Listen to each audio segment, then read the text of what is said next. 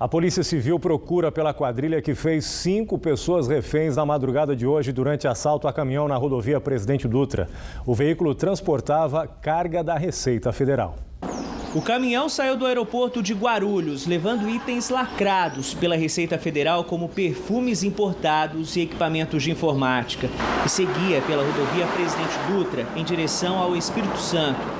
No trecho de Lavrinhas, na altura do quilômetro 22, o motorista do caminhão e outras 2 pessoas que iam no segundo carro, dando suporte, foram abordados por um grupo de criminosos. Armamento pesado, metralhadora, várias pistolas, que tinham até com fuzil junto, e vários carros. Foi desesperador.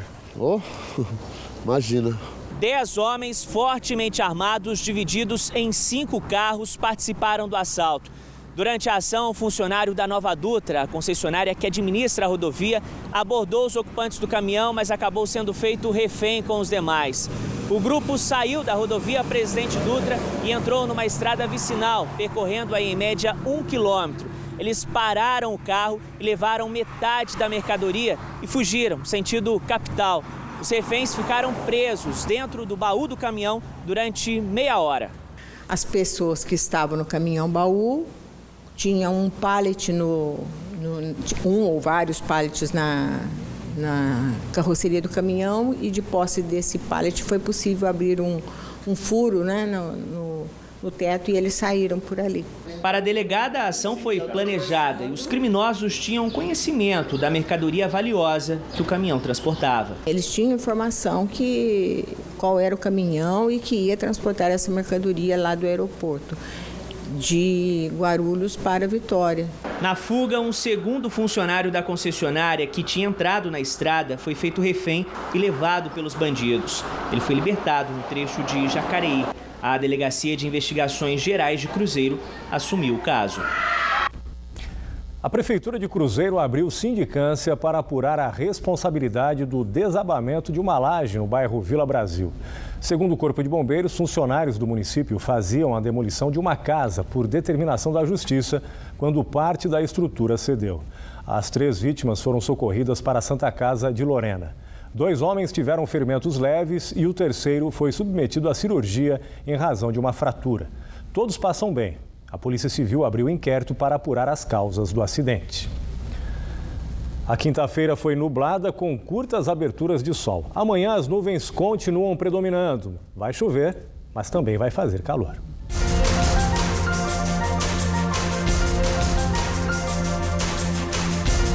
Na Serra da Mantiqueira, a sexta-feira começa com sol. À tarde, o tempo fecha e chove na região.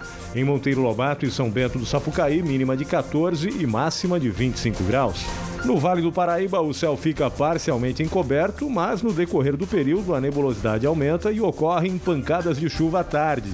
Em Queluz, faz 26 graus. Em Aparecida e Jacareí, a máxima atinge 32 graus amanhã.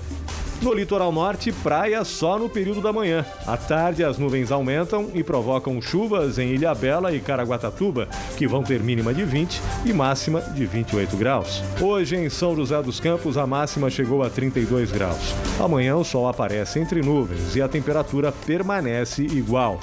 A sexta-feira em Jambeiro vai ter sol pela manhã e chuva à tarde. Os termômetros oscilam entre 18 e 31 graus. Em Ubatuba, o céu fica parcialmente encoberto amanhã, mas a nebulosidade aumenta gradativamente no decorrer do dia, provocando chuvas com trovoadas. Mínima de 21 e máxima de 27 graus, ondas de 1 metro de altura e ventos de quase 6 quilômetros por hora.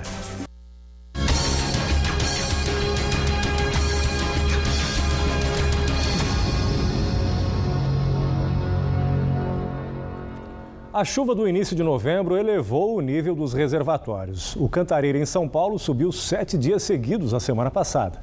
As represas do Rio Paraíba também tiveram elevação, mas não o suficiente para atenuar a crise hídrica que ainda ameaça o abastecimento. Para economizar, uma construtora resolveu reciclar a água utilizada em uma obra em Pindamonhangaba. A água utilizada nessa máquina que mistura concreto não vai para o ralo. Nessa obra, em Pindamonhangaba, cada gota é reaproveitada. Nesse tanque, ela passa por um processo de decantação e ajuda na limpeza dos equipamentos. A iniciativa, adotada em maio de 2014, faz parte do projeto Obra Sustentável e compreende também a captação de água da chuva. Uma economia de 100 mil metros cúbicos de água por mês, o que equivale ao gasto médio de 500 famílias. Toda a água que cai no telhado, ela é captada por um outro reservatório onde a gente utiliza para fazer a parte de regagem de jardim, de limpeza de ferramenta. Nós conseguimos economizar em torno de 30% de água que nós utilizaríamos da rede pública. Nós conseguimos reduzir utilizando esses recursos aí.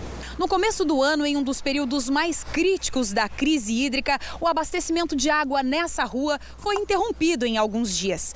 Nessas ocasiões, a equipe da obra percebeu o quanto esse reservatório de 10 mil litros é importante. Essa reserva de água da chuva foi fundamental para que a obra não parasse nos dias mais secos deste ano. Os banheiros são limpos com essa água e os canteiros estão verdes graças a esse sistema. Seu Israel gostou tanto do projeto que levou a ideia para casa e conscientizou toda a família. Lá nós utilizamos a água para o quintal, né?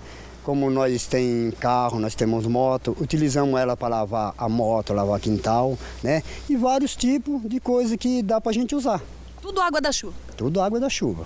Para este especialista em recursos hídricos, o projeto é um exemplo que deve ser seguido. O professor reforça que a economia de água é um processo de mudança de hábito sem volta. Essa economia é significativa, concordo com você. 100 metros cúbicos é muita água preservada, muita economia, muito reuso efetivo, né? E que sirva de exemplo para próximas empresas, se já não tem. Já deveriam ter começado há muito tempo, que comecem a fazer isso. As placas espalhadas pela obra alertam. A economia é uma forma de garantir o futuro de todos. De acordo com Adilson, devido ao baixo nível das represas, ainda não se sabe quando a situação será normalizada. Enquanto isso, a responsabilidade de cada consumidor é ainda maior. Nós temos uma ação humana, como eu já falei anteriormente, de construir o ambiente, mas não preservar esse ambiente.